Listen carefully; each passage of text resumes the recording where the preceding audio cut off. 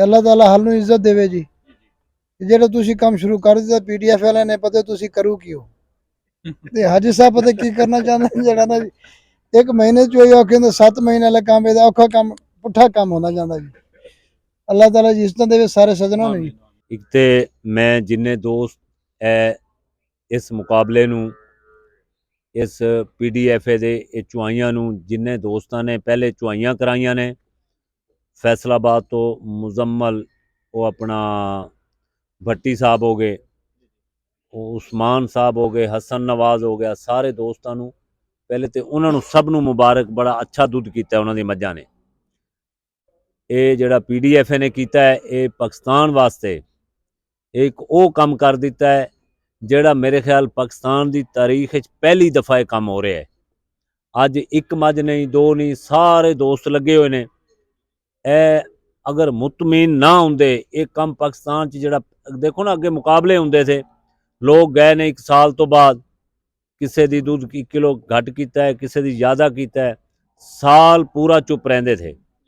हुण ते 7 महीने हो गए, कुछ मज्झां जिवें 8 महीने दी मेरियां सूईयां होईयां ने।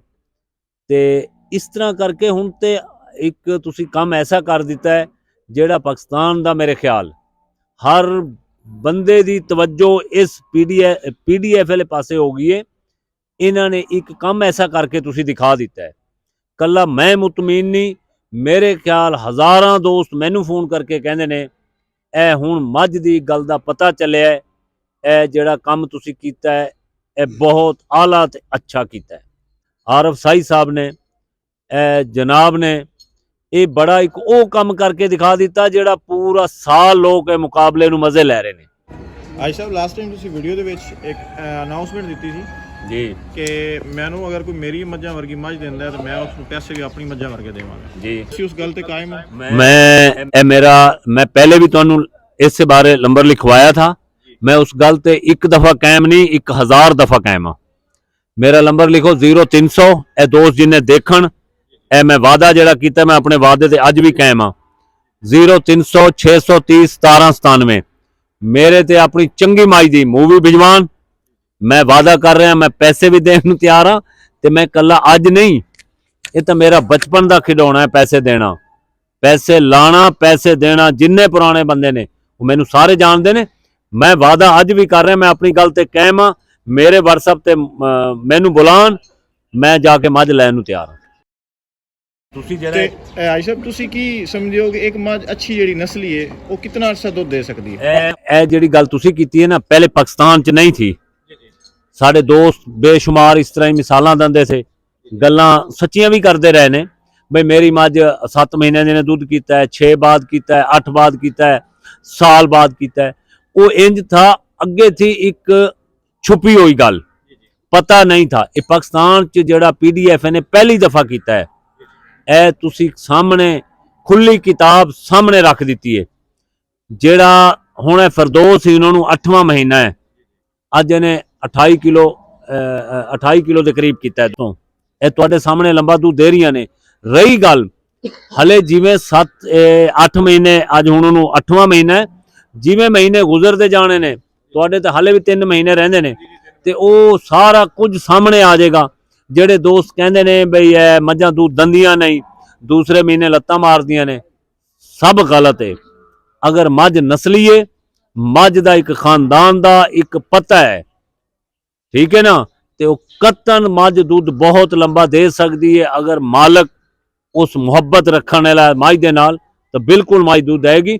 जिन्ना लंबा कह लो उतना लंबा देगी। ए देखो ना, एक मिसाल तो तुहाडे सामने, फिरदौस मझ नूं बेशुमार दोस्तों ने देखा जो सूई है। एक बंदा वो है जी, एक वो बंदा नहीं बई, एक बंदे लुकी छुपी गल है, सारे दोस्तों को पता है। तो तुसी उन्हां कोल तस्दीक करो, इनू 8वां महीना है, पहले इत्थे ही मिसाल एक कायम है। तो दूध देगी, बड़ी लंबा दूध देगी इंशाअल्लाह। तो मझां करदियां ने, मझां नस्ली जानवर करदा रहिंदा है। हाई साहब जानवरों को ज़्यादा पैदावार लवन वास्ते अच्छी खुराक का होना ज़रूरी है और जानवर का अच्छा नस्ली होना भी ज़रूरी है। तुसी अच्छी नस्ल और अच्छी खुराक नूं कितने नंबर देवोगे? मतलब इसमें डिफरेंशिएट किस तरह करोगे कि पैदावार ज़्यादा लवन वास्ते ज़्यादा असर खुराक का होंदा है या कि नस्ल का ज़्यादा असर होंदा है? ਨਸਲ ਜਿਹੜੀ ਖੁਰਾਕ ਹੈ ਨਾ ਭਾਈਜਾਨ, ਪਾਕਿਸਤਾਨ ਚ 10 ਲੱਖ ਮੱਝ ਹੈ ਤੇ ਕੋਈ ਬੰਦਾ ਖੁਰਾਕ ਦੀ ਕਮੀ ਨਹੀਂ ਰੱਖਦਾ। ਕੋਈ ਚੰਦ ਲੋਕ ਹੈ ਨਾ, ਤੇ ਕੋਈ ਬੰਦਾ ਨਹੀਂ ਰੱਖਦਾ। ਸਭ ਤੋਂ ਪਹਿਲੇ ਨਸਲ, जब तक एक ऐसे ब्लड लाइन की मझ है, कोई दुनिया की चीज़ है, ठीक है ना। मेरे तो दोस्त ये गल कहते ने कुत्ता भी रखना है, वो भी एक ब्लड लाइन नस्ली रखो जिसका पता हो रिकॉर्ड का। तुसी यूरोप, तुसी गोरे नूं वेखो ना, उन्हां कोलों रिकॉर्ड पुछो, तुहानूं बड़ा पुराने रिकॉर्ड दिखाणगे। ते मझ दा नस्ली होना पहले जरूरी है, उस तो बाद खुराक है। ਇਸ ਦੇ ਵਿੱਚ ਕਿਉਂਕਿ ਤੁਹਾਡਾ ਤਜਰਬਾ ਵੀ ਕਾਫੀ ਜ਼ਿਆਦਾ ਹੈ, ਅੱਛੀ ਨਸਲੀ ਮੱਝ ਬਣਾਉਣ ਵਾਸਤੇ ਮਾਂ ਦਾ ਅੱਛਾ ਹੋਣਾ ਜ਼ਰੂਰੀ ਹੈ ਜਾਂ ਇੱਕ ਬਰੀਡਰ ਬੁੱਲ ਦਾ ਅੱਛਾ ਹੋਣਾ ਜ਼ਰੂਰੀ ਹੈ? असल ते दोनों का अच्छा होना जरूरी है जी। मेरा एक सवाल है, एक दोस्त को 100 मझ, जी जी 100 मझ है ना, अगर 100 मझ चेंज नहीं कर सकता ना, जी जी एक बुल ते कर सकता है ना, बिल्कुल एक बुल ते कर सकता ना। जी जदों एक सान छोटा चंगा आएगा बुल, ऑटोमेटिक नस्ल फर्क पैना है। नस्ली होना भाईजान एक खानदानी कोई चीज भी है, खानदान नूं लोग इंज नहीं रोंदे जेड़े पुराने बुजुर्ग थे। जी जी नस्ली होना बिल्कुल जरूरी है। रही तुहाडा सवाल भी मझ चंगी होनी चाहिए है या जोटा, पहले तो दोनों चीज़ां होण। ए तुहाडे सामने ए दुंदी जोटी मस्तानी दी 2 दंद जोटी चो आई है, जी जी ए दूध ओदा कोई डुल भी गया है, जी जी तां मेरे ख्याल 19 किलो 19.5 किलो 19.5 किलो कीता है। जी जी तुहाडे सामने कल दा ओदा अगर कच्चियां चुआई दा देखो तो 20 तो भी उत्ते कीता है। जी ਇਹ ਭਾਈजान अगर नस्ली ना होंदी जी ਤੇ ਇਹ 20 ਕਿਲੋ ਵੱਡੀਆਂ ਮੱਝਾਂ ਦੁੱਧ ਦਿੰਦੀਆਂ ਨੇ। ਲੈਣੇ ਨੇ ਕਿਉਂ ਨਹੀਂ ਦੁੱਧ ਕਰਦੀਆਂ? ਪਹਿਲਾਂ ਅੱਜ ਤੁਹਾਡੇ ਸਾਹਮਣੇ 2 ਦੰਦ ਭਾਈ ਇਰਫਾਨ ਜੋਟੀ ਇਰਫਾਨ ਗੁੱਜਰ ਸਾਹਿਬ ਹੈ ਜੀ, जी जी 28 ਕਿਲੋ ਕੀਤਾ, 28 ਤੋਂ ਵੀ ਉੱਤੇ ਕੀਤਾ। जी 28 दूध की ਗੱਲ ਇਹ ਆ, घर दी ਉਹ ਘਰ ਦੀ ਚੌਗੀ ਹੈ ਮੂੰਹ ਚੋਂ। जी चौक ਇਹ ਤੁਹਾਡੇ ਸਾਹਮਣੇ ਇਹ ਜੋਟੀ 2 ਦੰਦ, ਇਹ ਮਸਤਾਨੀ 2 ਦੰਦ, ਇਹ ਵੱਡੀਆਂ ਮੱਝਾਂ 20 ਲੀਟਰ ਦੁੱਧ ਦਿੰਦੀਆਂ ਨੇ ਭਾਈਜਾਨ। ਵੱਡੀਆਂ ਮੱਝਾਂ ਇਹ ਅਗਰ ਨਸਲ ਦਾ ਕਿਰਦਾਰ ਨਾ ਹੋਵੇ ਤਾਂ ਇਹ ਕਿਉਂ ਇਹਨਾਂ ਦੁੱਧ ਕਿਵੇਂ ਕਰਨ? 2 ਦੰਦ ਜੋਟੀ 20 ਲੀਟਰ ਭਾਈਜਾਨ, ਦੁੱਧ ਥੋੜਾ ਨਹੀਂ, जी जी ਬੜਾ ਕਮਾਲ ਦੁੱਧ ਇਹ, जी जी ਠੀਕ ਹੈ ਨਾ। ਪਹਿਲਾਂ ਦਾ ਤੇ ਇਹ ਹੋਣਾ ਜ਼ਰੂਰੀ ਹੈ, ਨਸਲ ਹੋਏਗੀ ਤੇ ਜਾ ਕੇ ਦੁੱਧ ਕਰਨਗੀਆਂ। ਇਹ ਤਾਂ ਇੱਕ ਸਾਡਾ ਇੱਕ ਸਾਡੇ ਨੀਲੀ ਰਾਵੀ ਤੇ ਜਿੰਨੇ ਦੋਸਤ ਨੇ, ਜਿੰਨੇ ਉਹ ਬਰੀਕੀਆਂ ਤੇ ਇਹ ਗੱਲਾਂ ਦੱਸਦੇ ਰਹੇ ਨੇ, ਉਹ ਜਾਨਵਰਾਂ ਬਾਰੇ ਦੱਸਦੇ ਰਹੇ जी जी ਵੀ ਜਾਨਵਰ ਦਾ ਚੰਗਾ ਹੋਣਾ ਇਸੇ ਵਜ੍ਹਾ ਤੋਂ ਦੱਸਦੇ ਰਹੇ ਨੇ। जी जी अच्छा, इसका मतलब है कि पहलन जानवर अगर नस्ली हो पहलन भी दूध कर सकता है, और अगर वो उम्र मतलब ज्यादा सोया ਵਿੱਚ ਵੀ ਹੈ ਨਸਲੀ तो फिर भी दूध कर ਇਹ ਭਾਈਜਾਨ ਇਹ ਚਮਕੀਲੀ ਦੀ ਜਿਹੜੀ ਵੱਡੀ ਥੀ ਹੈ ਨਾ, 6 ਸੂਏ ਸੂਈ ਨਾ, ਇਹ ਵੱਡੀ ਤੋਂ ਛੋਟੀ ਹੈ, 6 ਸੂਏ ਸੂਈ ਹੋਈ ਹੈ ਉਹ ਮੱਝ। ਚਮਕੀਲੀ ਤੋਂ ਜਿਹੜੀ ਮਸਲਨ ਛੋਟੀ ਹੈ, ਵੱਡੀ ਥੀ ਤੋਂ ਛੋਟੀ, ਇਹਨੂੰ 7.5 ਮਹੀਨੇ ਹੋ ਗਏ ਨੇ। ਇਹਦਾ ਕੱਟਾ ਦੇਖੋ ਨਾ ਕਿੰਨਾ ਵੱਡਾ ਹੈ। जी जी ਤੇ ਇਹ ਅਗਰ ਖਾਨਦਾਨੀ ਨਾ ਹੁੰਦੀ, ਇਹਦੀ ਨਸਲ 'ਚ ਅਸਰ ਨਾ ਹੁੰਦਾ, ਕਤਨ ਦੁੱਧ ਨਹੀਂ ਕਰਨਾ।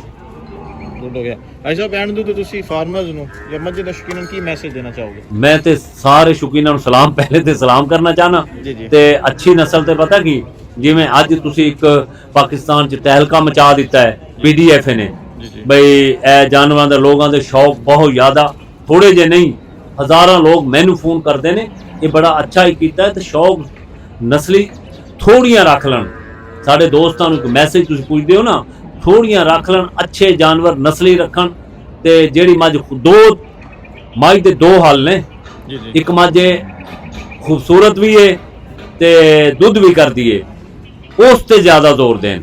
ਜੀ ਇੱਕ ਮੱਝ ਹੈ ਹੀ ਹੱਡੋ ਫੈੜੀ, ਸਿਰਫ ਦੁੱਧ ਕਰਦੀ ਹੈ, ਅੱਛੀ ਹੈ, ਮੈਂ ਮਾੜੀ ਨਹੀਂ ਕਹਿਣ ਲੱਗਿਆ। ਬਹਰਹਾਲ 2 ਕੰਮ ਹੋਣ, ਬਰੀਡ ਵਾਸਤੇ ਖੂਬਸੂਰਤੀ ਔਰ ਦੁੱਧ ਦੋਨੇ ਕੰਮ।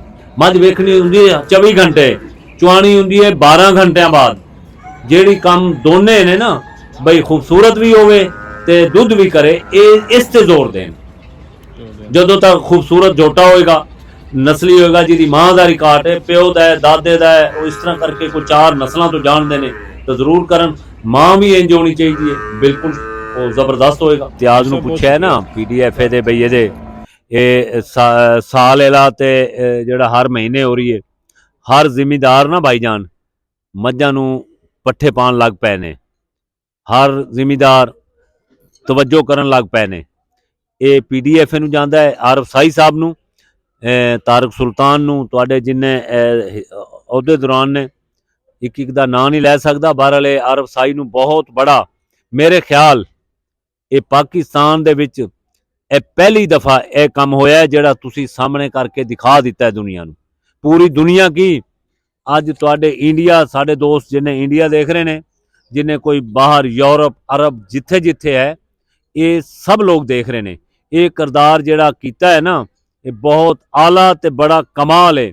ਆਰਫ ਸਾਈ ਸਾਹਿਬ ਨੂੰ ਮੈਂ ਤੇ ਇੱਕ ਚੀਜ਼ ਦੀ ਮੁਬਾਰਕ ਦਵਾਂਗਾ। ਅਸੀਂ ਤਾਂ ਚਲੋ ਜਾਨਵਰ ਘੱਟ ਚੁਆਈਏ ਵੱਧ ਚੁਆਈਏ ਜਾਂ ਜਿਵੇਂ ਵੀ ਹੈ ਨਾ, ਬਹਰਹਾਲ ਆਰਫ ਸਾਈ ਸਾਹਿਬ ਨੂੰ ਇਹ ਮੁਬਾਰਕ ਦਿੰਦਾ। ਉਹਨੇ ਬਹੁਤ ਬੜਾ ਪਾਕਿਸਤਾਨ 'ਚ ਉਹ ਕੰਮ ਕਰ ਦਿੱਤਾ ਹੈ। ਮੇਰੇ ਖਿਆਲ ਇਹ ਕੰਮ, ਇਹ ਕਦਮ ਹੋਰ ਕਿਸੇ ਨੇ ਚੁੱਕਣਾ ਵੀ ਨਹੀਂ। ਜੀ, ਬਹੁਤ ਸ਼ੁਕਰੀਆ ਸਰ, अस्सलाम वालेकुम।